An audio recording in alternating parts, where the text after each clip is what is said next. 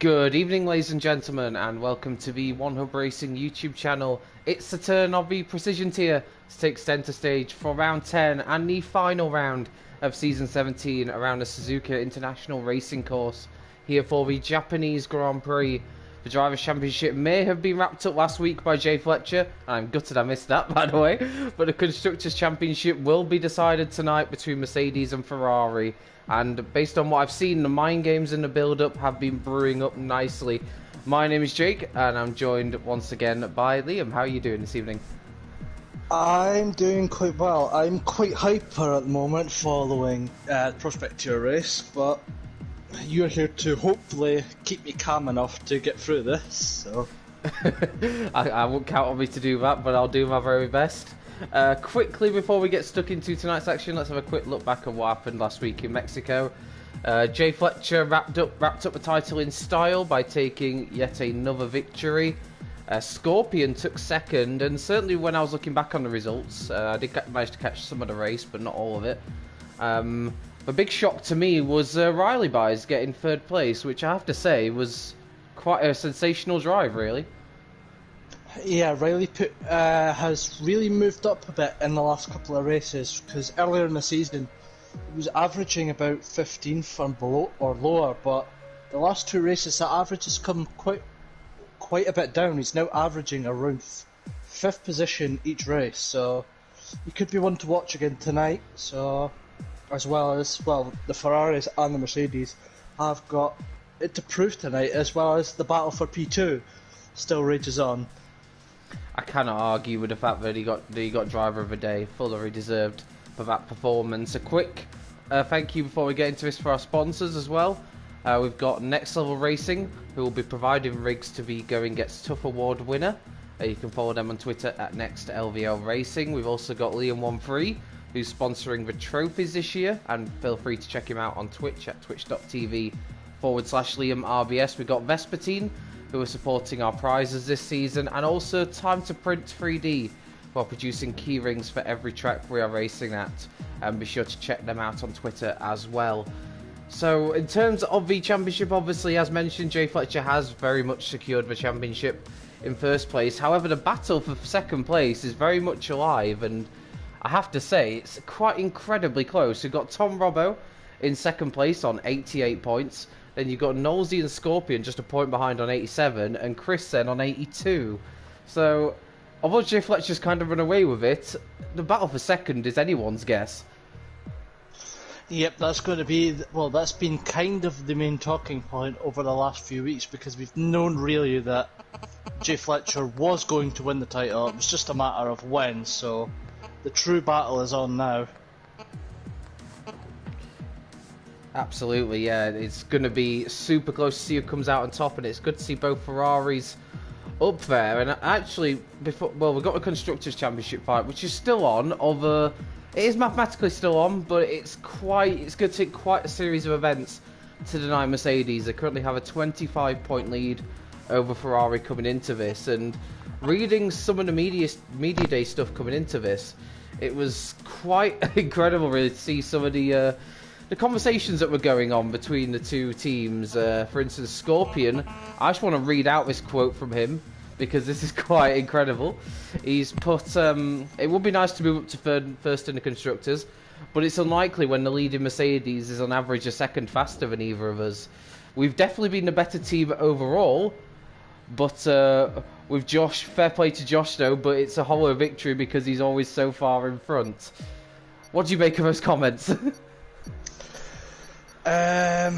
I'm not one to get involved with the mind games and politics of the F1 teams and their boss, so... But it's clear to say that they're definitely trying to see if they can plant themselves in the heads of those Mercedes drivers, so... We're going into qualifying to see if what he's saying here will get into their head and how it's going to affect them. Well, it definitely raised a response out of Jay Fletcher. He was quoted as saying, I know Ferrari keeps saying that they have been the better team, but if this was the case, they would be first in the Constructors. So, read into that what you will. Jay Fletcher taking the bait a little bit there from the Ferrari boys. Nick's already said that his entire aim in this race is to score whatever points are needed in the constructors to seal it. So he's very much up for playing the team game. A little bit of admin as well before we get into qualifying. There has been a PSN name change, which may catch you out. Tom Robbo is now TRT-Tom R.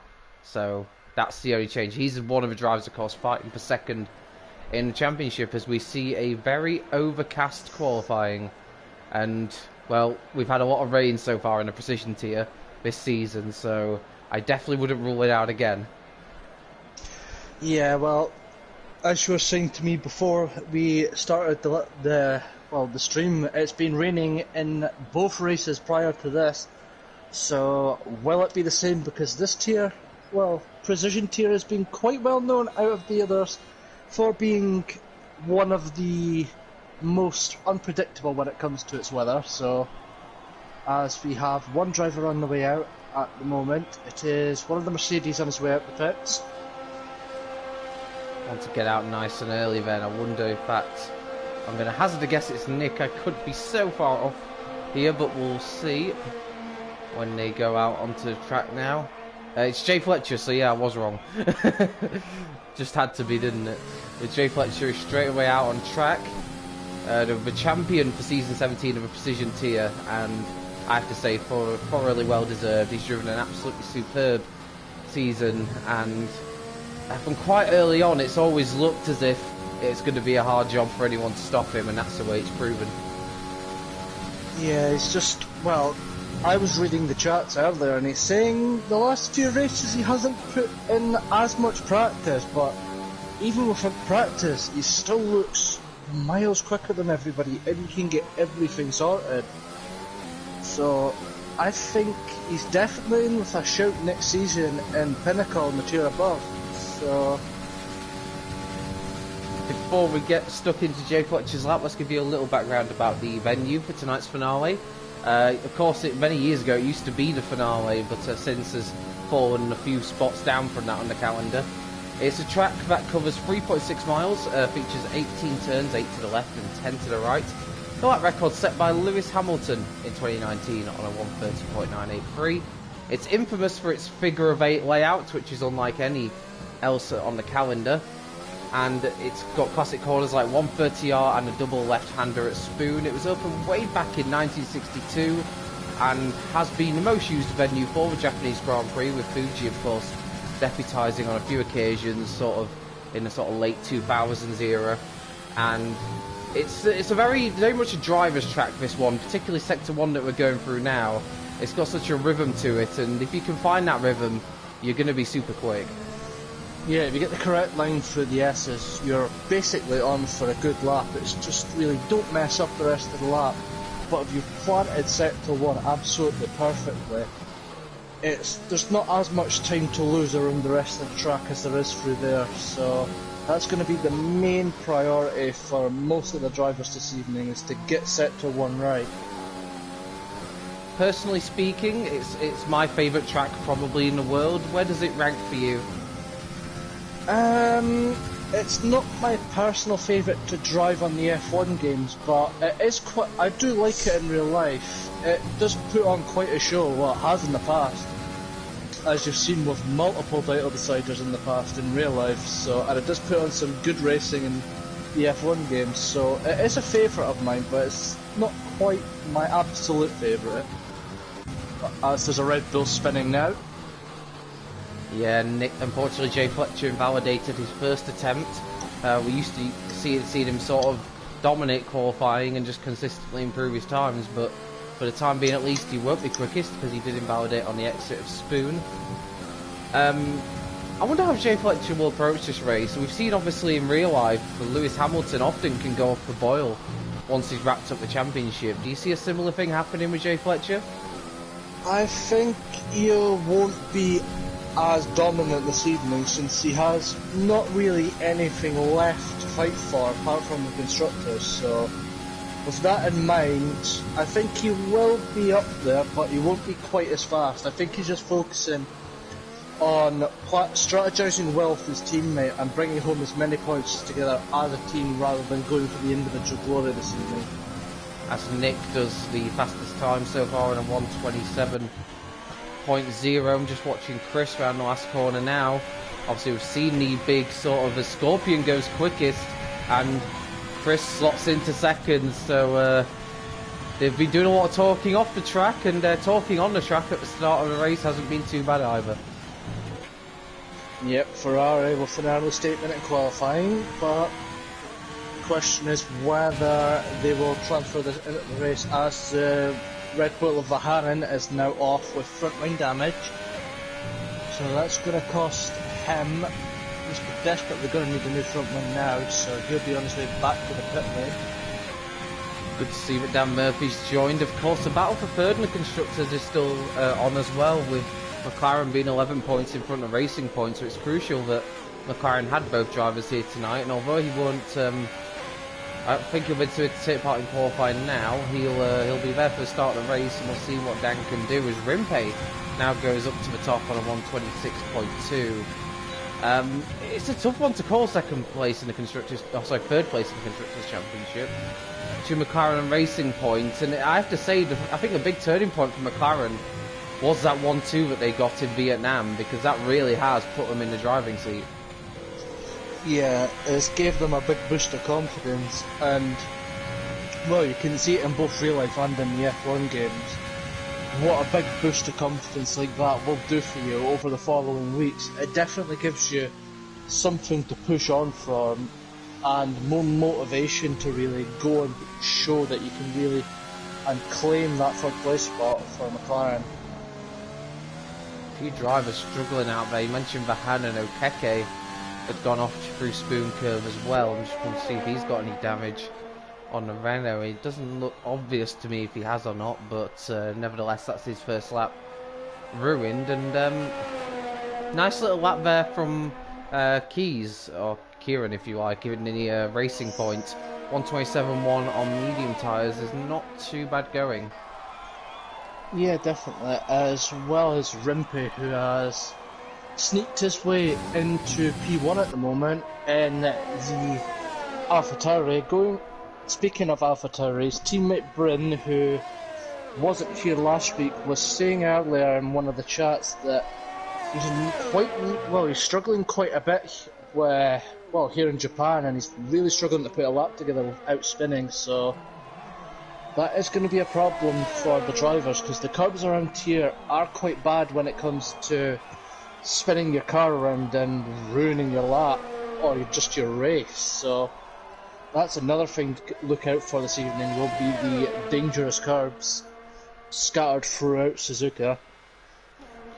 Absolutely, as well, like for Bryn as well, it's slightly surprising that he is not too confident, because his recent results when he has been racing have been really, really strong, so he should be coming to this high in confidence, but obviously if he's just not getting the rhythm of the track, then that is going to be an issue for him. Tom Robbo is about to cross the line for his first lap, and he goes first driver into the 1:25s, and that's a statement of intent for Tom Robbo, because if there has been an Achilles heel that's maybe stopped him challenging for a title, for me it has been his qualifying performances. Yeah, definitely. Qualifying is important, but your race paces are also important. But going off of what I've seen from Tom Robbo this season, I would agree that his qualifying has been a bit of a downfall, as shown he does have the good pace to keep up with some of the top runners in this tier. So maybe he can build off a pole position here and a couple of good qualifyings in other leagues maybe, and see if he can carry that into next season if he decides to sign up again. One driver who unfortunately won't be signing up for next season is on the grid tonight is Schnitzler. He said in the build to this that he wants to have an enjoyable end to their F1 career, although he did put in brackets for now, so maybe with a view to returning on the next game, which will be good to see, because he's had a pretty solid season, up in 10th in the Drivers' Championship, 32 points. He's been very competitive in this tier, and definitely hope to see him back on F1 2021. Yeah, it'd be great to see Hindle back, if not next season, then hopefully in a few seasons' time, because it's been amazing commentating on him. He's certainly been one of the drivers to put on a show, as Bryn slides it into the second place, 7 thousandths of a second slower than Tom Robbo. So it looks like he might have got a grip of the track after all. Maybe he was just playing some mind games with the other drivers to lure them into a false sense of security here. Oh, and Scorpion's gone into the wall on the exit of the second Degner corner, and that's not good for him. He's got front wing damage and he'll have to return to the pits. So just pushing that a little bit too hard. Those Degner curves are tricky ones. They can often almost suck you into a false hope that you can go into there with a lot more speed than you actually can, and it looks like maybe the curb on the exit has caught him out. Yeah, that high curb on the exit isn't as bad as the curb on the entry for the second Degner, because it's one of those curves where you think you can take more curb, but it's quite awkward as well. Combine that with the exit curb and the wall being so close on the outside, going under the bridge, so it's quite a tricky section to get right. As here comes Chris now through the first and second Degner. The first Degner lures you into being able to take much more speed than you actually can, and you have to slow it down in such a short space of time into the second Degner. It's quite a challenge for most drivers, so you're going to have to keep an eye out on the Ferrari man as he's now coming up towards Spoon. So we'll keep an eye on what time he does, and we'll have a look to see who else is on a lap at the moment. It's like Rimpe and Nick might be out there on laps at the moment. I'm watching Chris at the moment, just coming up to the end of Sector 2. Yep. He's coming down towards 130R, and then into the last chicane, which has been, which is quite a iconic spot for back in the 80s and 90s for Senna and Prost. Had that dramatic collision there, which saw, Senna continue on just to be disqualified in the end. So, had its fair share of controversy, this track. Absolutely, and its fair share as well of absolutely fantastic moments. One corner that certainly springs to my mind, obviously I remember that Senna Prost moment, I think it was such an iconic moment, but for me one fantastic memory I have of this track is the hairpin, and of course the infamous moves that Japanese driver Kamui Kobayashi did round those corners. That for me is another personal highlight of this track. Yep. Not a highlight of the track, but a highlight race would be, I believe it was 2005, and Kimi Räikkönen won from P17 on the grid. So starting almost last, Kimi Räikkönen came through the field and won here dramatically in 2005, ahead of the Renaults of Fernando Alonso and the Ferrari of Michael Schumacher. So many classic memories, and certainly from my perspective I'd love for it to be the finale again one day, but that's highly unlikely now, with obviously Abu Dhabi becoming what looks like the permanent final track on the calendar. A few improvements out there to note. Chris has gone up above his teammate. Rimpe did improve in time but not in position, but he now makes it just 1/10 separating the top 4 drivers. And although they're only 5th in the constructors here, it's already looking like there's a lot of promise ahead for AlphaTauri in this race. Yeah, both AlphaTauris are on the pace this evening, so another driver who's you haven't really paid attention to, our crown champion Jay Fletcher sitting up in 3rd place, carrying, being the lead Mercedes once again, but Nick not far behind both the 2 Ferraris, so it's certainly looking to be a close one now, so they're both up to the challenge this evening. Just having a lot of fun watching Vahanen wrestle with a car through the S's. That didn't look the most comfortable ride I've seen through the S's. Obviously, you mentioned already that he's had one issue with breaking his front wing. He had a massive moment on the exit of the second Degner curve there as well, so he's not having the smoothest ride through this track so far, but the most important thing is he's pointing in the right direction. He's still on course to set his opening lap time of qualifying. His teammate's currently up just inside the top 10. Vahanen, I would say, has shown flashes of pace, but I would say maybe consistency is where he's been lacking somewhat. But he's definitely got the pace to be in the top 10, I would say. Yeah, he's shown purple patches at time, but again, the consistency really not showing for the Red Bull drivers. Well, for Vahanen especially. Jonas also has been having a few purple patches, but From what I've seen, he just floats around the edge of the point most of the time. I believe he has the pace to get in the point, as Vahanen up to 12th of that lap after wrestling it around the track there.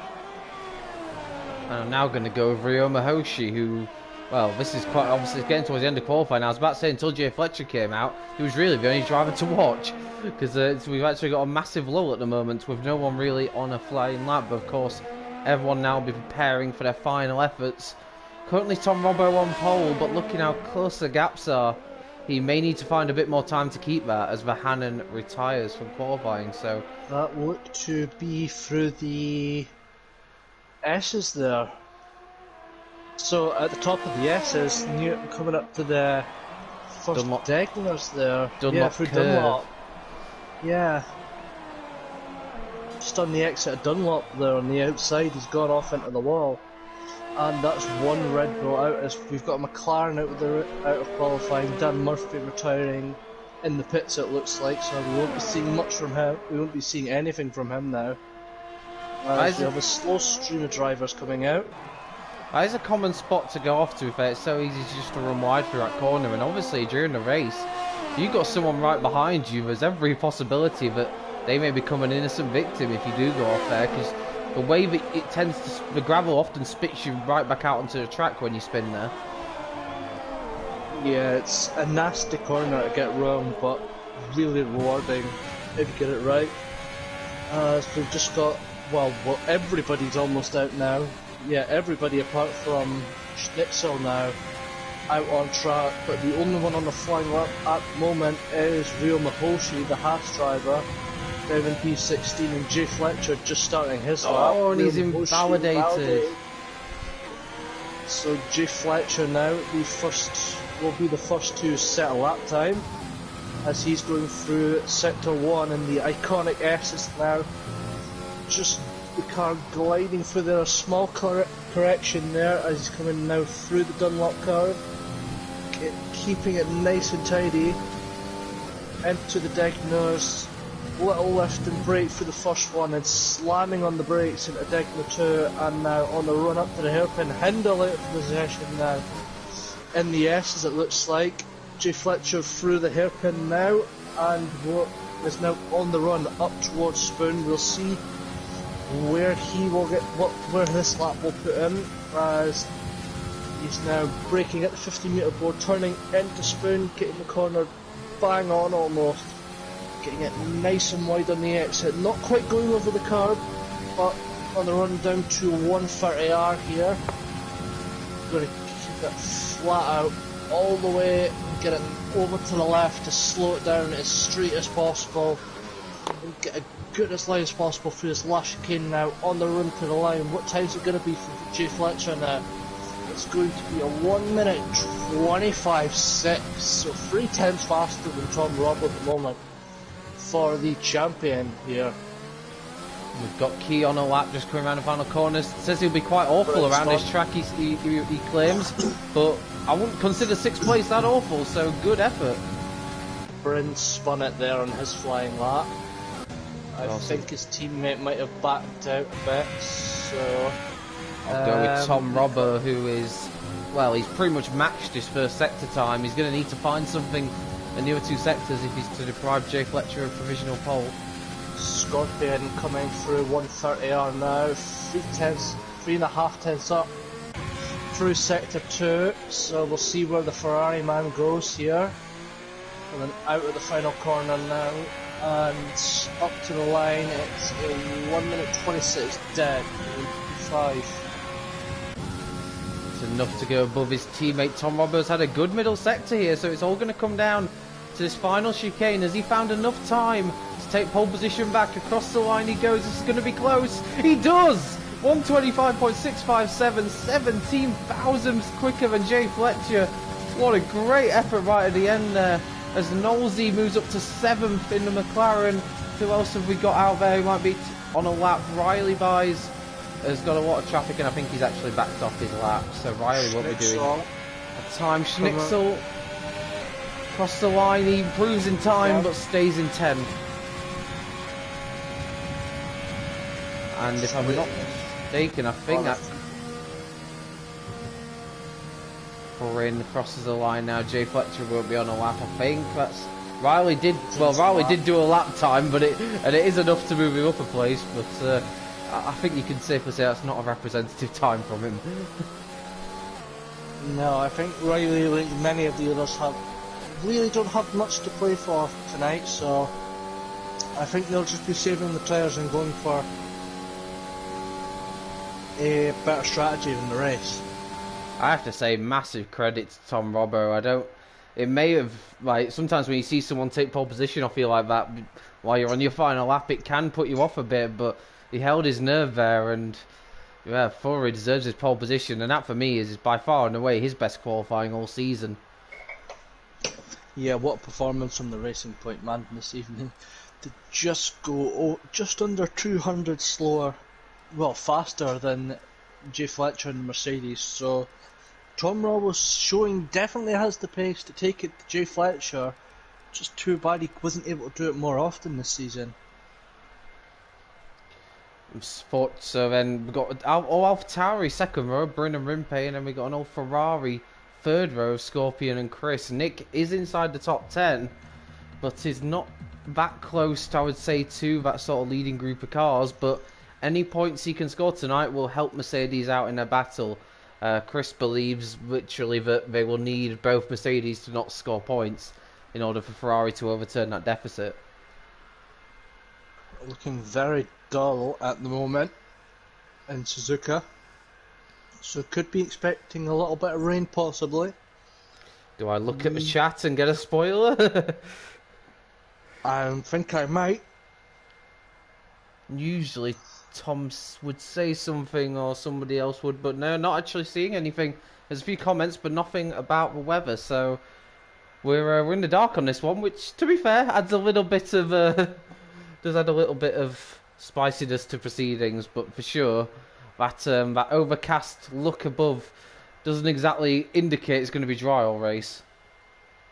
Oh, literally just as I speak, Tom Robbo comments in the chat. That's almost spooky.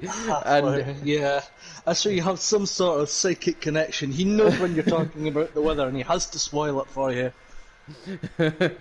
Yeah, I was about to click off, and then I see it. So yeah, there is going to be rain at some point, and that's sure to spice things up. Of course, it wouldn't be a precision tier race without a bit of rain. But we're just a few minutes away from lights out here. Based on what you've seen in qualifying, who do you think's looking in good shape coming into the race? I'm expecting good things from pretty much most of the top six. They've shown that, to be honest, I'm expecting a battle for the century between the Ferraris and the Mercedes today. If there isn't some sort of battle between them, I'll be disappointed, but I'm hoping Tom Robbo is able to get off the line well and hold on to that race lead for as long as he can. There is a lot of permutations that I've got in front of me in terms of second in the championship. But to put it in simple terms, if Tom wins, he's got second in the championship, and you wouldn't put it past him based on his qualifying performance. So if he can just win the race, he doesn't have to worry about what anyone else does. He's wrapped up second in the championship. But something's telling me that the two Ferraris may have their focus not just on the Drivers' Championship. Yeah, I think those two are going to be in communications and plotting for the race and to do as much as they can to bring the points home for the constructors. As Tom Robbo gets us underway for the formation lap here. Obviously, those outside the top 10 can run whatever tyres they wish. We've got Vahanen and Dan Murphy starting on softs, but the rest going for mediums. Obviously, it varies from track to track. How much advantage would you say going for the alternative strategy can have around Suzuka? From what I've seen, the undercut is quite powerful around Suzuka compared to the overcut, as I found that tyre wear can be quite high, so depending on what tyres you have, it's going to be interesting to say the least. Obviously, but the advantage medium runners will have is being able to go maybe until the rain comes, or as close to the rain as possible. That is a very good point, of course. With potentially rain on the horizon, it's a good opportunity really for those on mediums to stretch the stint out. In terms of the data we've got on the mediums, they last 16 laps, so there's a very good chance I could take them up to the rain. Jonas has left the session, so hopefully he can rejoin, otherwise he will have lost the car already, unfortunately. But yeah, 16 laps on mediums is the projected life of the tyre, so obviously you do have to make 2 stops here at one hub, but if you can make it last until the rain falls, I do think you definitely have some sort of advantage. And of course, with how lethal some of these gravel traps are and off-road areas, a safety car or two could mix things up too. Yeah, I wouldn't be too surprised if we got a safety car this evening, but we'll have to keep our eyes peeled for it, or for any sort of drama going on, as I think what's going on with Jonas might be a small Wi-Fi problem, so I don't think it could be that bad, as Tom Robbo now leading them onto the last chicane, bunching up the field nicely now. Just a few cars straggling back a little bit, but not enough where it's going to affect the front runners too much, as Jonas is now back. Just a 1 DRS zone, of course, here. Does that make overtaking difficult?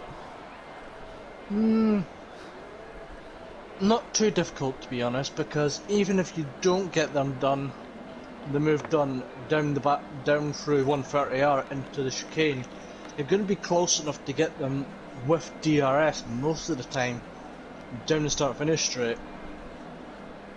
Jonas not having a good time of things. Hopefully he can rejoin, take part in the race, but we are all set to go here. The lights are beginning to... No, the lights are not beginning to go out. I've spoke a bit prematurely there. Here we go, right, so the lights are illuminating, and when they go out, for the final time in Season 17, let battle commence here in the Precision tier. It looks like a very good getaway from Tom Robbo in the lead. He's going to take the lead into turn 1, but look at Bryn challenging Jay Fletcher for second around the outside of the first 3 corners. Jay Fletcher running side by side with the AlphaTauri driver. Bryn looking to hold it, and he will do into the SS section. So Bryn up to second, Jay Fletcher down to third. Tom Robbo leads us away, and already the AlphaTauri is trying to swamp the Mercedes at the start of the race. Nick's lost a place down to 10th. It all looks like a very smooth getaway from all the drivers, which is really great to see. But for Tom Robbo, I think that's pretty much a perfect start for him. Excellent start from Tom Robbo, gobbling cleanly through turn 1 without any issues compared to his rivals behind. But what a move from Bryn around the outside of turn 1, and to get it done again going into the S's now, as if you look back a bit, Jonas is dropping right to the back of the grid now, so having not taken part in the formation lap, his tyres will be stone cold. So, oh, Dan Murphy's spun and making contact with Riley Bies there, so the McLaren man is backwards at Spoon. And that could play huge ramifications in terms of the battle for third in the constructors, because you got Dan Murphy at the back, and then their nearest challenger's Racing Point, both of them in the points, and of course Tom is currently leading the race, so McLaren here at serious risk of losing that third place. Yeah, not the ideal start, but it's still got plenty of time to pull it back, as Rimpey looks to be ghosted from Scorpion's POV, so I'm not sure what's going on there. Yeah, I've got that as well. I'm not quite sure what that's all about, but Rimpey is still up in 4th place, but he's under prep from Scorpion. Riley Bies is out of the race. It looks like he's crashed through the SS section, and that brings out the virtual safety car, which doesn't really do much for anybody because we're not really near the pits, so no one's really going to take a chance on a pit stop. But unfortunately there for Riley, it looks like he's crashed out through the S's, and after a podium last time out, that's really not the end to the season he would have hoped for. Yeah, promising couple of races for Riley ends in disaster here in Japan for him, but I don't think he'll be take it too much to heart, considering how well he's done over the past few races. So we're back racing again. Yep. No one made a mistake on the Delta, which is good to see, and looks like that Key's very determined to get past Schnitzel. He's right up behind him. In fact, Schnitzel had got him through a hairpin, but he was looking to fight back, but it doesn't look like he's close enough going into the final chicane. It looks, if anything, like Bryn's starting to put a bit of pressure on Tom Robbo out front. He isn't able to pull away the Racing Point driver right now. Yeah, Bryn's showing that he definitely has the pace. And was he was unfortunate it wasn't able to take part last week, so who knows what he would have finished last week. But for someone who said he was struggling, he's definitely got the pace here to challenge for the win again. So keep an eye out on him, as well as not many other people. Kieran's still trying to get past Schnitzel and that Alfa Romeo. Looks to me, if anything, that the gap is starting to form between third and fourth place. Rimpey's just becoming slightly detached from the top three, and he's got both Ferraris looking to try and get past him. Is that rain I just saw? Yes, it is. I can see the rain as well, so you know what Codemasters are like. It either comes really early or really late. So, well, Tom Robbo was given the information it would be halfway. And, Bryn had a slide through Spoon Curve and has picked up a penalty because he ran wide. So that's an early penalty, which is not good for Bryn. It could affect him later on, but yeah, predicted halfway. If the weather forecast needs a bit of looking into on that one, because it's come a lot earlier than expected. And if anything, that's probably not the best of news for those on medium tyres. Yeah, I think those guys were planning on going at least a little bit into the race before the rain comes. So this is played right into the hands of everybody else running soft tyres, so we are going to be very happy the rain is coming. Scorpion in overtake, he's going for the move down the inside of Rimpey, there's contact, and that pushes Rimpey wide, and he loses the place to Scorpion. A bullish move there from the Ferrari driver, was in overtake all the way down the straight, eager to get past the AlphaTauri, and did so. But was definitely not taking no for an answer on that one. But Scorpion up to fourth, Rimpey down to fifth, and be interested to see if Scorpion can have any sort of impact on the top three. Yeah, the Ferrari boys are in a rush to get past that AlphaTauri now, trying to pick up as many points as possible, as Nolsey is gaining on the back of Chris now, so he's not far off. Yeah, Knowlesy probably recognising with what happened to Dan Murphy, but it's pretty much all up to him now to try and save third in the constructors for McLaren, so he's going to try and get a move on with it, and obviously maybe hope that Tom Robbo loses a few spots. Obviously he's got Bryn and Jay Fletcher right behind him, but Knowlesy looking to get a move on with things. But if anything, Chris might be having a look at Rimpey shortly, and of course it'll be interesting to see how the conditions affect drivers, because I don't know if it'd be fair to say this, but Jay Fletcher is one driver I certainly think of who isn't quite as dominant in the wet as he is in the dry.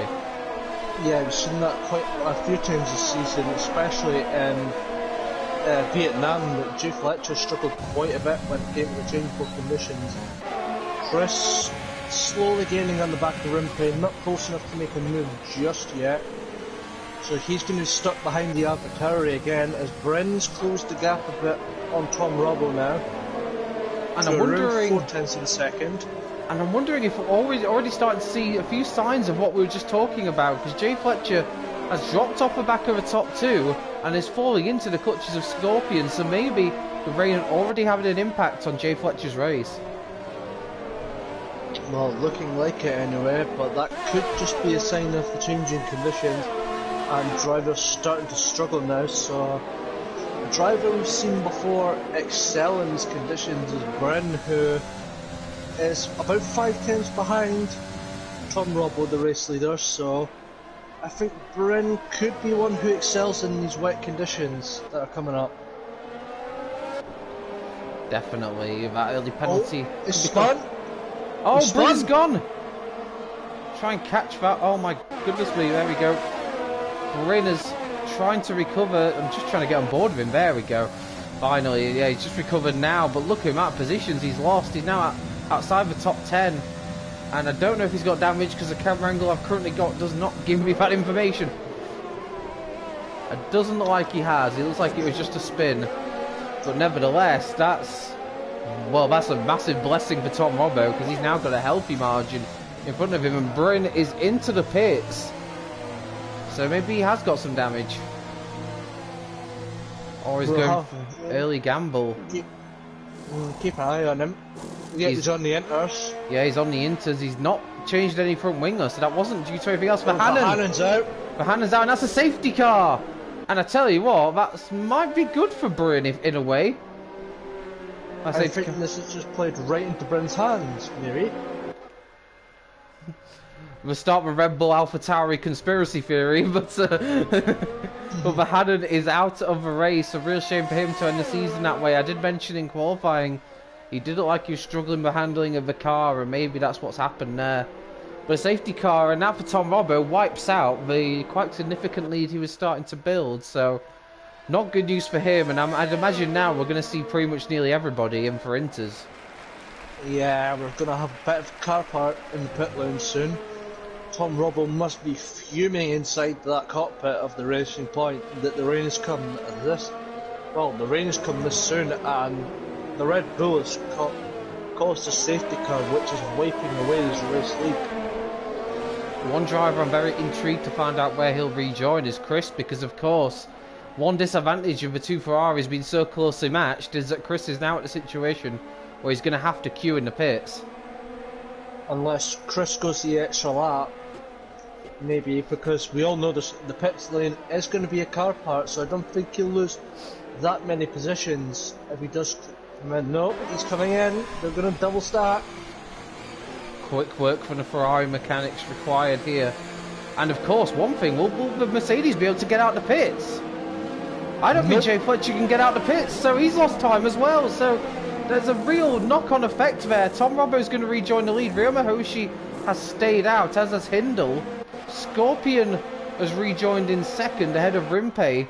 I suppose the one driver who's really Jay Fletcher's dropped down behind Knowlesy. So if there's one driver who's really benefited from that, it's Knowlesy, who's now up to what provisionally will be fourth on the road once the guys who have stayed out on dries have to pit as well. Could that have been tactical call from Ferrari there? Double stack them and park right in front of that Mercedes pit box, so Jay Fletcher can't go anywhere and release Scorpion ahead of him. So that could be a conspiracy theory in itself there, that the Ferraris deliberately double stack just to hold up Jay Fletcher. Yeah, it's not done much good, and of course Nick then would have had to wait as well, and you can see how much it's cost Nick as well. He's down to 14. There's only Jonas behind him who's on Inters, so it just shows how much it's cost him too. And well, I don't know about that. There's a few drivers out there, Schnitzler and the two Renaults, who did pit but have got onto another set of slicks. Maybe they think the rain will pass quickly then, but I don't think it will. Bryn hasn't really gained an awful lot from the safety car. He's stuck down in 13th now, so... And I believe he picked up another penalty under safety car conditions as well, which is a slightly odd one, because you wouldn't imagine he'd be pushing the track limits too much under safety car conditions. No, I don't think he would, but he's going to have to show off his prowess in the wet conditions if he's wanting to move back up in this race. Plus, one thing that I'm not too aware of is how long the intermediate tyres last. So, I don't know, maybe some of the drivers that are pitting for slicks just trying to get one pit stop out of the way and then come back in for inters and try and get to the end. But I don't know, 20 laps on a set of tyres. Maybe avoiding the cluster in the pit lane? Perhaps. It's definitely consideration. Dan Murphy's in the pit, so he's pitting. The top two are staying out there. Maybe Ryo Mahoshi and Hindle just thinking that they're in a position where they don't have too much to lose, and maybe just trying to go against the grain and see if it works out for them. A bit of an odd strategy call then for us to start on the dries, in my personal opinion. I think those medium runners don't really have a choice with theirs. I think they want to stretch out those mediums as much as they can. See if they can get another set of dries in, maybe. We'll go on board with Kajman in the Renault, one of the drivers who stayed out. Oh, didn't stay out, sorry, but pitted, but went for another set of slicks. In fact, both Renaults did. Obviously, Renault come into this bottom of the Constructors' Championship. They've had a real dismal season. Just 16 points to their name, and I don't know, I sort of get maybe the risk involved here, but I don't know, maybe in a team, in the situation Renault win, they might be better off splitting the strategies. Yeah, if you're in a situation like Renault at the bottom of the Constructors' Championship, you've got to really play it safe and sort of kind of stick with the pack, to be honest, instead of trying to do anything really ballsy yourself, especially so low down in the championship. Unlike Mercedes and Ferrari, who've basically got to do whatever it takes. So I could understand them taking the punt, but not lower teams like Renault, who've not been at their best. I suspect we're going to have the safety car coming in at the end of this lap, and of course, this is going to be interesting now. Hoshi and Hindle out there, still out mediums, and if they are struggling for grip in these conditions, this could produce a safety car that's in the lap. This could produce a potential stumbling block for the likes of Tom and Scorpion, who are behind on Inters. This is going to be a really interesting point of race now to see what the grip is like for those still out there on slicks. Hoshi. Here we go. We start about to get underway. Tom Robbo. End up getting a little slide there, so Tom Robbo wants to deal with him as quickly as possible. Is he going to go up the inside into turn one? He's not. But he may... Oh, and look at that, Hoshi straight off the road. But he manages to recover, but look at this. Oh, Tom Robbo has a huge slide as well. The problem is now, the S's, it's very much one by one here, so he's kind of a bit... He's going to try and maybe do a Daniel Ricciardo, but Hindle holds it there. Is there going to be any way through on the Dunlop curve? Oh, it's just... This is such a precarious situation for Tom Robbo, but he's going for on the exit of the Dunlop curve, and I think he's got the move done into second place. The Scorpion follows him through into third, and behind Rimpe trying to capitalise well, almost going 3 wide into a second Degner curve. That's never going to work, and it's unfortunately Hindle has not gone out of it too well, and I think Nosey may have potentially been involved in that as well. And Nosey's okay, but Hindle's gone round, and it has to be said that that was kind of inevitable. 3 wide into the second Degner curve was never going to work, as they're now going 2 wide into Spoon, it looks like. Tom Robbo's retaken the lead, and Scorpion looking for the outside line on Ryoma Hoshi, but he's not going to find it. He's out of the race as Rimpe's up the inside Scorpion. More contact there, but they get away with it to an extent. Scorpion, is he going to go down the outside? Virtual safety car. We have a virtual safety car bringing the madness to a pause for a second, but as predicted, a moment to breathe. Yeah, just a mental last lap there, and yeah, 3 wide into the second Degner curve. I don't think I've ever seen that, and well, the end result kind of shows why you don't see it. They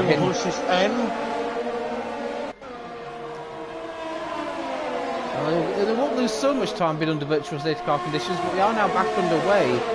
And, well, I don't know how he's done this, but Tom Robbo now has a 2-second lead again, so it's not actually worked out too badly for him as Rimpe tries to look on the back of Scorpion now. Jay Fletcher, 5th. Bryn has found himself up to 6th, so he must have had a blinding restart. I think we missed it in all the chaos. Yeah, I don't know quite how that's happened. And Okeke and Kajman are both in now as well, and they both have to queue. I've got to be honest, I don't really understand the Renault strategy's call on that one. I don't think that's worked out for them at all. They've got... I don't know, because that's them got both of their stops out the ways, unlike these guys who've still got to stop again. So... Oh, and Jay Fletcher goes right into the back of Kieran coming into the hairpin. He may have got a bit of damage out of that. Bryn now is trying to defend from Chris, but manages to do so. He was almost involved in that.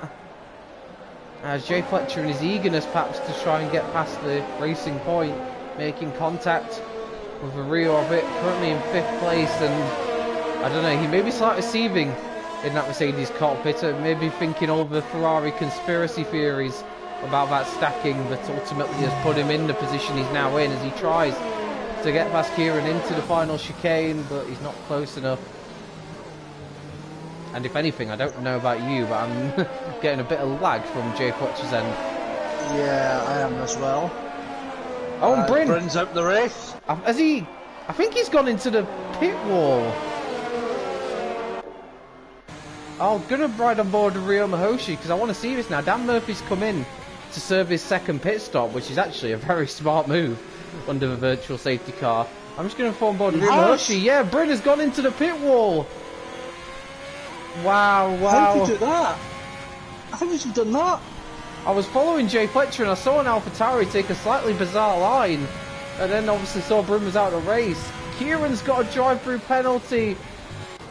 That could just be the saviour for McLaren, who are currently having a really tough time of things. But one of the Racing Points is now in trouble as well. With a drive-through penalty, but that's a bizarre one for Bryn. And all over the back Scorpion here. Will he ever move into the hairpin? No, he's going to be patient. So he could have a move on into the last chicane if he plays his cards right for spinning 130R. Oh, for all the world, it looks like Bryn was on the beginning of a real great recovery mission, but it's ended in disaster for the AlphaTauri driver. It becomes our fourth retirement of this crazy race. I find it hard to believe that we're not even half distance yet, because this has just been absolute mental first 11 laps, and I don't know what's going to happen next, to be honest. Me neither. I think it's slowly calming down, but we've got about a second between third and fifth at the moment, so a little train starting to form behind Rimpey, and Scorpion is in, followed by Kieran. Yeah, of course. Serving his drive-through. Yeah, and Scorpion's decided to pit now. Wonder if he just wants to get... Scorpion's got a drive-through as well, I think. Oh, yeah, he has. Yeah, it's a drive-through for Scorpion as well. I didn't catch that. They must have got the identical time, so it didn't appear. This is played right into Mercedes' hands now. As Jay Fletcher's back up to third, and Nick is now up to fifth place with Chris, the lone Ferrari, in fourth at the moment. Scorpion sitting in seventh now after his drive-through. It does sort of emphasise the field spreading away though, because they managed to serve a drive-through and come out in 7th and 8th. Yeah, it's just showing how much quicker this front group is really.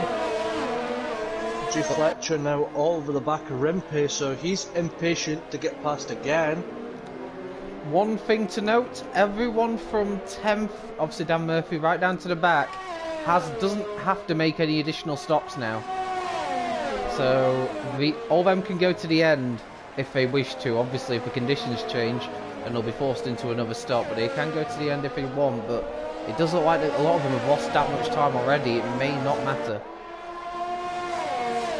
It could be an interesting point for the end of the race, maybe.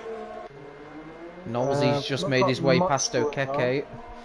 We've got Jay Fletcher still sitting about half a tenth behind Rimpey.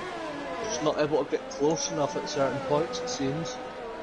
And this is a good little opportunity for Rimpey, because it's fair to say in recent rounds he's kind of been overshadowed by Bryn, his teammate, but this is a real chance for him to remind us all that he's still there, and this is his chance to steal the limelight. He's using this, well, looks to be using this as a chance to step into the shadow of his teammate Bryn, who's had, well, most of the been mainly the face of AlphaTauri in this tier, with some of his performances as of recently in the rain. So this is good for Rimpey to show that he's definitely got the pay. He's made a little mistake there. Jay Fletcher about 10th behind. Oh, and he's going to have a chance here, because Rimpey looks like he ran wide through a second Egner. This is going to be a super opportunity into the hairpin. Who's going to brake later? Well, Jay Fletcher does, but is he going to have a better traction on the exit around the outside? It looks like he does, and he pulls that off. A really nice move there. Jay Fletcher taking advantage of a small error from Rimpey and moves up into second place. The top two are basically now as they were at the start of this race now. Find it hard to believe with everything that's gone on. Yeah, they found their way back into first and second after all. Rimpe started third as well, I believe, or was it Bryn? It was one of the AlphaTauris that was. I believe both AlphaTauris were on the second row of the grid. They were, yeah. So really, I mean, and obviously Chris was on the third row as well. So really, the exception of obviously that crash for Bryn, it's actually not too different to similar to the qualifying order in the top bit. So one big beneficiary is Nick, who's now right behind the Ferrari. So you know, it's fair to say he's one driver who may have taken some of those comments to heart, because essentially the Ferrari boys have been commenting that Mercedes have been a one-driver team, and this could be Nick's opportunity to go, hey, I'm still around and I can race with you guys as well. Well, he's proving it so far anyway, up in 5th place, but he has, unlike the other Ferrari, both Mercedes have won a race this season, so unlike the Ferraris anyway, so it's a bit tongue-in-cheek from the Ferraris there to say it's a one-man team when only one of them has won a race, possibly. Jay Fletcher is already clearing Rimpe quite significantly and is beginning to slightly peg back Tom. We're not talking massive margins here, but the gap just hovering over 2 seconds at the moment. And for someone who hasn't looked overly comfortable at times in wet conditions, this is not too bad going at the moment for Jay Fletcher, and he's looking probably the most comfortable I've seen him in these sort of conditions. Yeah, I think after Vietnam maybe, I think he might have put a lot more practice in the wet conditions just to help himself get comfortable with it, because, well, all the races since Vietnam have had a little bit of wet weather of some sort, so I'm going to use it as a bit of a learning curve to help him get used to driving in the wet a bit more. We've got a yellow flag set to who is that for? That Renault. I think it might be Keke. Yeah, Keke, yeah, because he was just passed by Knowlesy not too long ago and is now several seconds behind, so it's just not working out, unfortunately, too well for Renault right now. Not been a season for them to remember, but they're still on course potentially for some points here. They're not, obviously they're just outside the points at the moment, but you wouldn't put it past there being another retirement between now and the end of the race. Yeah, things appear to be quietening down a bit now after the chaos of the first 11 laps or so. But Jay Fletcher's still slowly reeling into on rubble, and Nick just hovering around that second gap to Chris in front. Looking at the order as well, not despite all the chaos, not too many drivers you would say are a lot higher up than maybe you would expect to be. One driver though who is catching my eye actually is Jonas in the Red Bull, up in 6th place right now. Obviously just ahead of Scorpion and Kieran, who had servo drive-throughs, and he's kind of gone under the radar, but he's having a very solid performance so far and is looking at potentially one of his best results of the season. Yeah, he slipped under the radar a bit tonight, Jonas, but he's showing that he definitely has the pace to be up here at B6, especially, and to be able to capitalise on the mistakes of those who are quicker than him or just ahead of him on track. So I think there is some room to improve for him, but it's been a real positive for him this afternoon. Just watching Nick at the moment, still just hovering around Chris at the moment, maybe waiting for a mistake. Obviously no DRS in these conditions, so not really as much opportunities to make moves stick. You're sort of hoping for a mistake from a driver as Kieran hits from 8th place. That's going to be his second stop, and that will see him through to the end now, but he'll come out, he's probably going to come out around where the Renaults are. So to be fair, for the likes of Dan Schnitzler and Knowlesy, making that second stop early has definitely given a significant time advantage over some of the guys in front. Yeah, I think Dan pitting earlier, well, like I said before, the undercut is quite powerful around here, so they've used that well, as Nick got a little closer to Chris during the S's, but dropped back through Dunlop and the Degners. So as we've got Kieran now past Okeke through the first S's, it's now on the back of Kajman, the other Renault now. Well, I wonder if that's another mistake from Okeke, you know, because I'm fairly certain Okeke was the leading Renault 30 seconds ago. I would have put it past him. Catchman was a bit of a mistake there, but not enough for Kieran to get past, really. It's an important point in the race for Kieran, actually, because he was just behind Scorpion. Obviously, he's gone for the undercut here, so he can't afford to be stuck behind these Renaults for too long. Tom Robbo's in the pits. He was starting to be pegged back by Jay Fletcher. Nixon as well. Schnitzel now gaining on Dan Murphy now through 130R. He's not going to be close enough to get the move done though. So it's going to have to be made into turn 1 maybe. It's looking yellow flags in sector 2 and 3. Kieran's out of the race now. Kieran's crashed out. We've got the rain takes another victim this evening. Virtual safety car. So who's going to come into the pits now then? Well, Nick had just pitted. He may have gained a couple of seconds out of that, which... Kajaman in, and Okeke just about avoiding the pit wall there. Just a little bit. I've got to be honest, Okeke looks like he's spending most of his race about inches away from disaster. Yeah, that seems to be his motto for this race, is just edge of disaster, really. I believe Kieran had just got past the Renaults as well, so he'd done that. Oh, and Okeke, speaking of, has just got a driver penalty for speeding under a virtual safety car. It really has been an eventful race for him tonight, if nothing else. Yeah, not in the best way, not the best kind of eventful for him, but it seems every time we talk about Okeke, something new seems to happen, so I think we've well and truly cursed this Renault driver. Well, I spoke about how that virtual safety car may have just gained Nick a couple of seconds.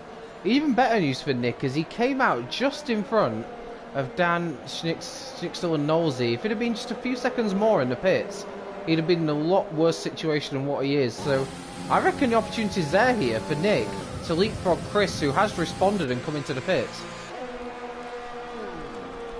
Yeah, and, I think it was a smart strategy call to follow Tom Rubble in, so Chris on his way down pit lane now. Nick coming through the final corner. I don't think he will get the Ferrari. He might just. There we go, let's have a look. He is going to get him. Yep. Is Chris going to come out? Yes. Crucially for Chris, he's also out just in front of that group of cars. So it's all to, well, Tom Robbo already on the back of Scorpion now. And he kind of needs to get a move on with this because Jay Fletcher's lurking close behind and he's quickly closing in, so Tom may need to get a move on with this overtake, but it's easier said than done. He's going to maybe have a look into the hairpin. I don't think he's close enough.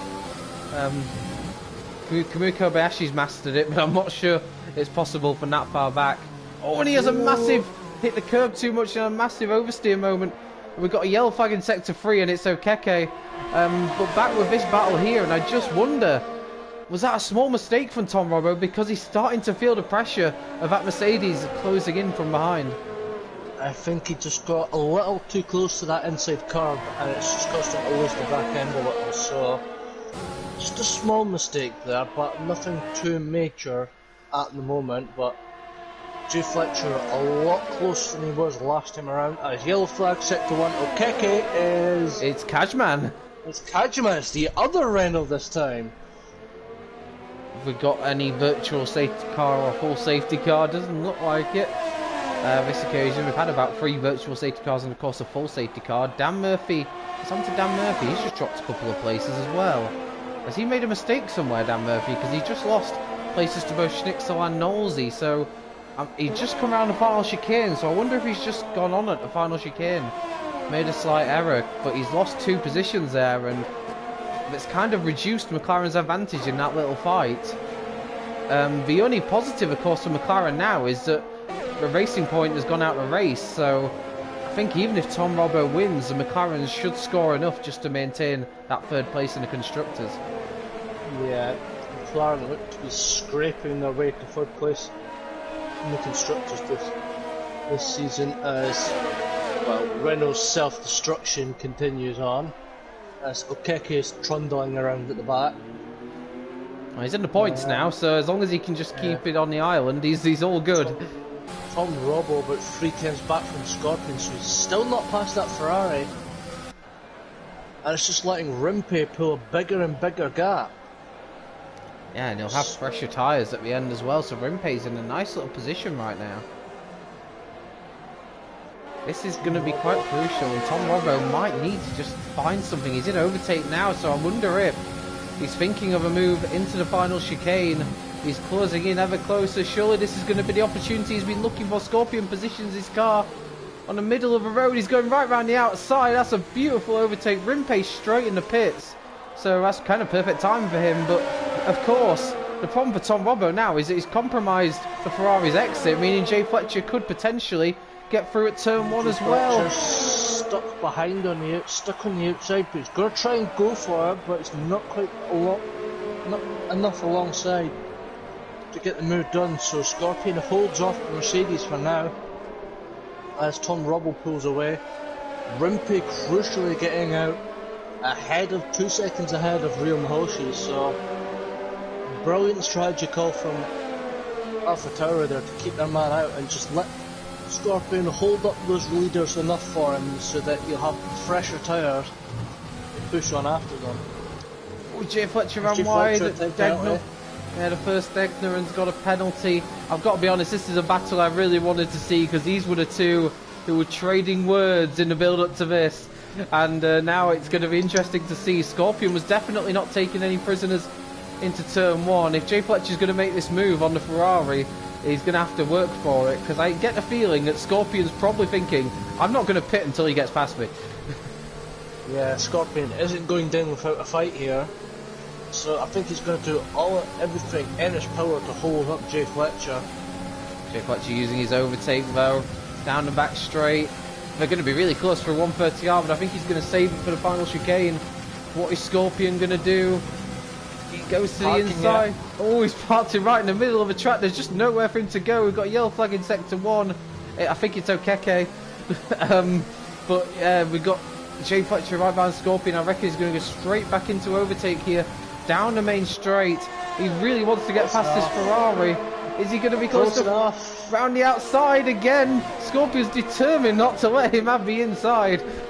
And he keeps the position. And the problem for Jay Fletcher now is that Rimpe is right behind this pair, and of course with Jay Fletcher's penalty that hands Rimpe a huge advantage in this battle for second place. And to be honest with you, this is doing Tom Robbo all the help in the world as he starts to really pull clear.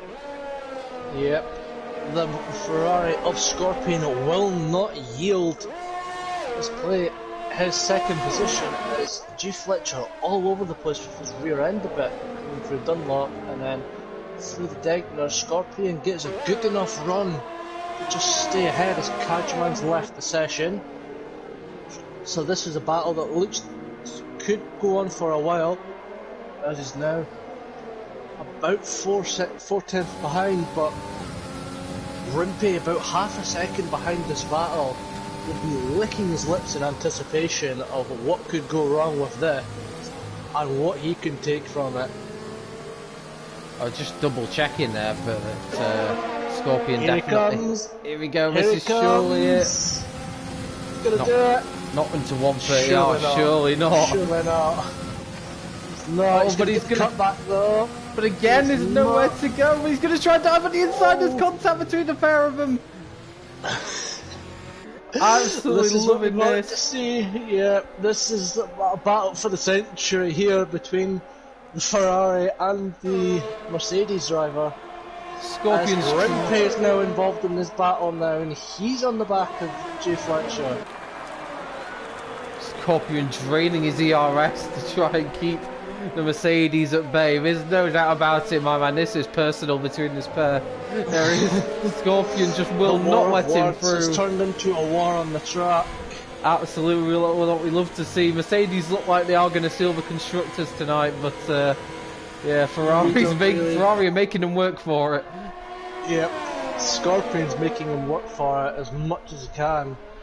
It's the other Ferrari, Chris. It's about 5 tenths back from Nick, but unless anything happens there, I think we'll be staying with this battle. Yeah, I don't want to take my eyes off this one at the moment because it's... Scorpion not the best run for the hairpin, but Jay Fletcher having a little bit of a loose rear end at times. Scorpion will be going to the Guinness World Book of Records after this for the widest Formula 1 car ever seen. And Jay Fletcher's going to have to try and make a move stick, but it's not going to be easy. He's going to go straight into overtake here. And down the back straight they go. The problem now for Jay Fletcher, of course, is he has to worry that if he can't make the move stick, he's then going to lose the position to Rimpe in the process. Here it comes again! Round the He's going to do it! No, Scorpion will not yield once again. Rimpe just holding on to the back of this, waiting for something to go wrong. Got the run though. Scorpion gets slightly better traction off that corner. Is he going to go for it? Here he goes! Here he goes round the inside into turn one! Scorpion desperately trying to hold it out, but Jay Fletcher's got a better traction and has finally made the move stick, and then... and I'm absolutely certain Scorpion just literally lets Rimpe through straight afterwards. Yeah.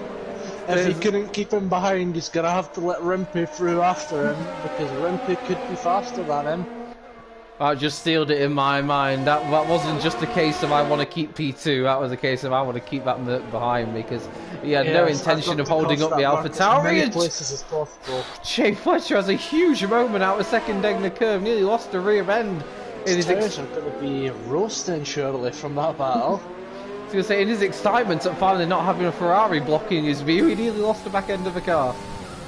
One thing to note is that Scorpion and Ryoma Hoshi still have to make another stop. I hope they haven't forgotten.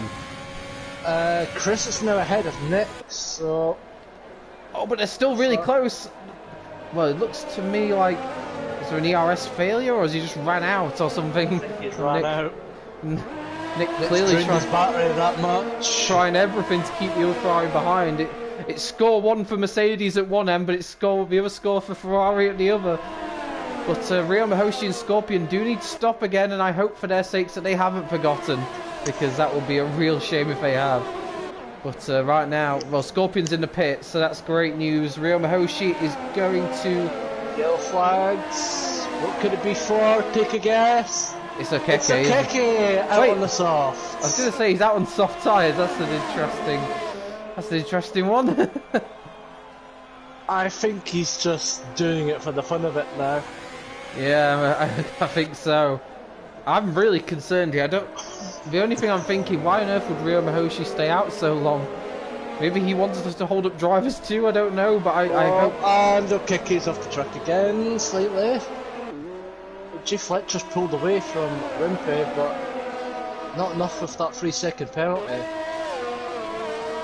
No, and Tom Robbo is looking in position to do what he's kind of threatening to do all season, really, which is just take a pole position and take a victory following on from it. Like, I don't even need to ask what the yellow flag's for at this point. I was going to play a game saying, what's the yellow flags for? Fair play to Keke. He's giving us some entertainment in the final race. He's going to score a point out of this. So there's... Exactly. I wonder how I can't wait to see Reynolds' response to this. This is drifting all over the place now. Can't wait to see how the Renault bosses are going to react to this.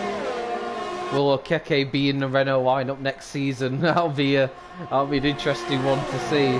I wonder, the only thing I think Ryoma Hoshi should be doing by staying out this long is that... Well, you know, even for dry tyres. Yeah, I was going to say going fastest lap, but of course he started on dry, so he's not going to be able to beat that time. Still not come in. So no. He's got to come in this lap.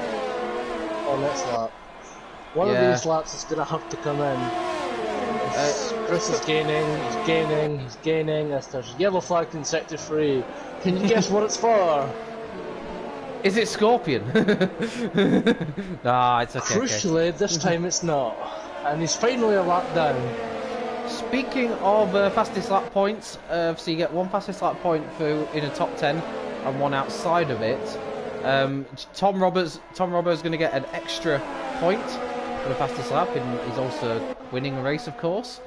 Outside of the top 10, well, it was Bryn, but I don't know if you get it if you don't finish the race. I don't believe you do. So it'd be Scorpion then, well, it's between Scorpion and Okeke. So it's currently Scorpion. Okeke is getting the fastest lap at this point. I think Okeke is more happy going sideways than he is going forwards. As there's yellow flags again. This is super entertaining. Right, so the real trick now is Ryo Mahoshi, because he needs to stop. Yeah. Nick potentially looking at Schnitzel and Nosey have suddenly joined the back of his group of cars as well. So it's really playing to their hands. Yeah, this is really playing in Schnitzel and Nosey's hands. Again. Can you guess what it's for? No idea. Chris pushing Ryo Mahoshi through the last chicane. He's like, please, just pit. He's still not pit. Right, it's got to be this lap. Dan Murphy's out the race. Dan Murphy's... had yellow flags for something else. Yeah, I know. And Okeke's doing donuts again. I don't quite believe what I'm seeing as Ryo Mahoshi has gone off. Ryo Mahoshi's off the track. And into the gravel. I don't know what happened there. Chris, it looked like it just got past him. I don't know if it was contact between the pair of them, but Ryo Mahoshi off into the gravel, and that really has ruined his race because he's going to have to pit as well. One good thing for him is that he will comfortably come out ahead of Okeke, but he's pretty much resigned now to 10th place with that one. I tell you what, I didn't really notice this, but Jay Fletcher might just get this gap on Rimpe, you know.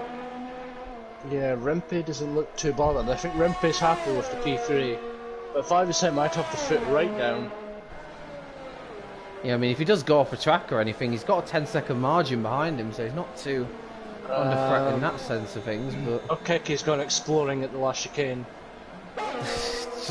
This is a bizarre end to the season, but Tom Robbo won't mind that at all. He's about to start a final lap of the race, and yeah, I'm interested to see Okeke if he gets 11th over Dan Murphy, who crashed out. Scorpion's just got past Nosey for 8th. Of course, Scorpion's on fresh tyres here, so still sector 2. Ryo Mahoshi's still crawling around the circuit. I wonder if Scorpion here is going to look to make a move on Jonas on those fresh intermediate tyres. Jonas well, I say he defends to the inside. I think he just let him through there. I think he's realised he's faster. It's just letting him go at this point. Yeah, no point really battling on that one. So, fair play to Jonas. He's probably happy with the way his race is going. Knowles he's in the pits. That's not the driver who needs to be in the pits. To be honest, I'm going to go on board with Ryo Mahoshi just to check that he pits. Rimpe's outside of that 3-second gap now. Yeah. Yellow flag sector 2. Still Ryo Mahoshi, who's dropping further. I think he's got a puncture. Oh, that might be why he went off. He has got a puncture. I don't know why you pushed the tyres that much, because he had to. I think he's forgot about the 2-stop at this point. He must have done. Wait a minute, what's happened here? Schnitzel has overtaken Nick for 5th. That's unexpected, I have to say, because Schnitzel's intermediates will be starting to feel, well, they're older than Ryo Mahoshi's. So he'll be in puncture territory as well then. But despite that, he's managed to get the move done on Nick. So 5th place for Schnitzel in what will be his last league race for a while. That's a good effort from him, all things considered. But let's go on board with Tom Robbo round the final chicane. It's been a really beautifully controlled drive from Tom Robbo, and he takes the final win of season 17 in the precision tier. Grand slam from Tom Robbo, whole win, fastest lap. Absolutely dominated in the end. Rimpe doesn't get second. Jay Fletcher hangs on to that. Chris will take 4th. Schnitzel will be in 5th. Great end result for him in the end, and he avoided a puncture. And cross line 6th. Here comes Scorpion, cross the line 7th now. Jonas coming across line in 8th. Well, Ryo Mahoshi has pitted. So I don't think it'll count because he pitted. I don't know, it'll be lap 26 for him, so he has done a full lap. He's also pitted for dries. I don't want to ask at this point. I don't know. I mean, he still finished ahead of Okeke at least. Okeke has finished as well, which is quite surprising. Yeah, because he was. I think it was because he was a lap or 2 down. let's sort out a couple of things. Tom Robbo has secured second in the championship, and he did so at a canter win fastest lap. He's absolutely nailed that second place in the championship, so well done to him. I believe Chris will take third in the championship, with Knowlesy in fourth and Scorpion in fourth, and Knowlesy will drop to fifth. So that will be how that goes. And of course, Mercedes are constructors champions. With that, in the end, we had a massive margin already, and that, if anything, has been increased tonight with Jay Fletcher second and Nick sixth. So well done to Mercedes, constructors champions. A double triumph for Jay Fletcher, driver and constructors champions. And good news for Ryoma Hoshi, DRS is now enabled, so he can fly. He's in the wrong part of the track to use DRS, though. Ah, gutted. He's going to finish on the lead lap despite being over 2 minutes behind, which is it's quite incredible. Oh, here we go. He's doing something creative now. This is... Didn't quite go to plan by doing the 360 over the last chicane, so he hasn't finished the season in style. He's going to finish in reverse, isn't he? Yes. So he's going to cross. He didn't quite finish the season in style, but he's finished it nonetheless. He's going to finish it in reverse instead. That's how you do it in style. Wait. Okay. He's hit the pit wall. This is something else. I know. Ryoma Hoshi stops on the line. He stopped. He's gonna get disqualified. I think he's waiting on Okeki and lapping itself. Nope, he's finished. There we go. And he facing the wrong way. He finishes in 10th place. A top 10 result for Ryoma Hoshi, which, based on that last lap, you wouldn't have guessed. But yeah, well done to Tom Robbo on the win. Driver of the day for Continent Game goes to Dan Murphy. We'll get our thoughts on that shortly. Now, once we've gone through the classified results, there's the podium. Jay Fletcher did really well to get that 3-second gap that he needed at the end to hold off Rimpe, who I think will still be delighted with a podium to end off the season. Probably sick of seeing the other AlphaTauri on the podium, but it's his turn this evening. And in the end, I don't think any of them on the podium will be too disappointed with how that's turned out. Yeah, it's a good... I think they'll all be pretty happy with themselves. So... I think everybody will be pretty happy with themselves, considering where they've all finished, apart from maybe Scorpion. But apart from that, everybody should be quite happy, considering they've only had 11 finishers. Even Okeki will be happy after the exploring he's done over the course of this race. Well, I believe Okeki is going to get 11th and an additional fastest lap point outside of the top 10, so that's not too bad for Okeki, all things considered. Chris took 4th in the end. Schnitzel took 5th. We got Nick in 6th, doing what he needs to do to help Mercedes seal the constructors. Scorpion 7th. Jonas in 8th. Knowlesy in 9th. Ryoma Hoshi with a very creative finish in 10th. Okeke in 11th. Dan Murphy is classified according to the game, but of course he did crash out. And then you've got Kajman, Kieran, Bryn, Hindle, Verheyen and Riley Buys all not finishing in what was a quite incredible end to the season with a dramatic Japanese Grand Prix, and proof if proof were needed that this is a very good race to end the season on. Yeah, I think we might need to come back here next season. I hope so, I really do. In terms of the driver of the day and your question for them, who are you going to go for? I'm going to go with Rimpe in the AlphaTauri, and my question to Rimpe would be, is your 3rd place today your chance to step out of the shadow of your teammate? Very good. I'm going to go with... I think I'm going to go with Tom Robbo. I thought you would have gone with Okeki, to be honest, after his creative driving. I did consider him. It was very close. Or Ryoma Hoshi, maybe, with his stylish end to the season, crossing the line in reverse. There would be some good questions to ask there. I will go with Tom Robbo, though, and I will ask him, you know, how does it feel to have finally got your qualifying performance together, because that has been your Achilles heel this season. So that'll be my question to him, and of course well done to him again on the win. Just a few things before we head off. We've got some news to give you. I'll just go through them now. So on Sunday at 6 p.m, the draw will happen to decide the winner of the Going Gets Tough award. I believe Jess will be hosting a stream. There'll be a quick season review, spinning the Going Gets Tough award wheel, as well as announcing all the champions, including the commentators champion. Hopefully I've done enough for that. But I think Luke might have it, to be honest. Yes, the robot that we call Luke. For ones who think they are still in the running for the award, you have to do your post-race interviews by 5:30 p.m. on Sunday for the Going Gets Tough award. The Season 18 trailer, of course we have now finished Season 17. Season 18 trailer launches on Friday the 5th of March, so be sure to keep an eye on OneHub socials for that one. And there's also a new collab t-shirt available from 15th of March between OneHub and Jacko Car. And also check OneHub socials for news on that too.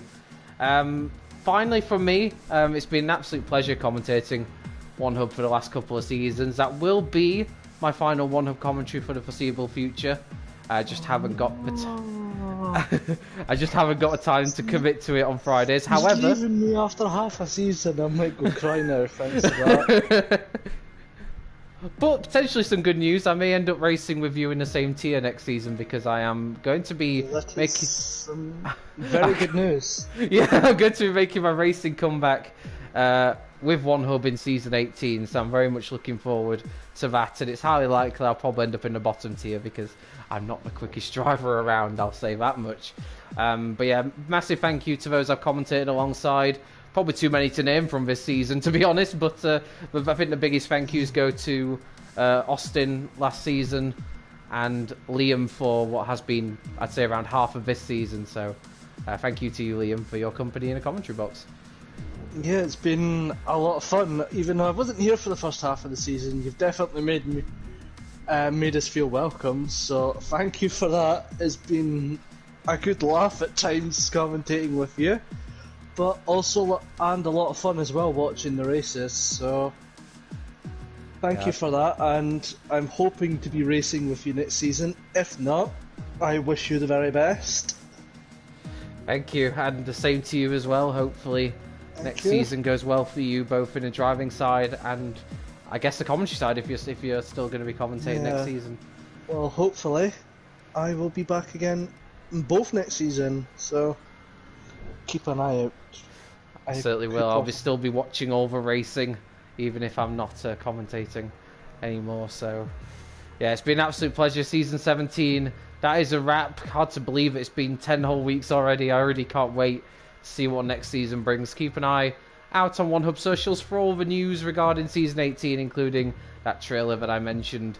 Should be a lot of fun. But from Liam and myself, it's goodbye, and we'll catch you on the flip side.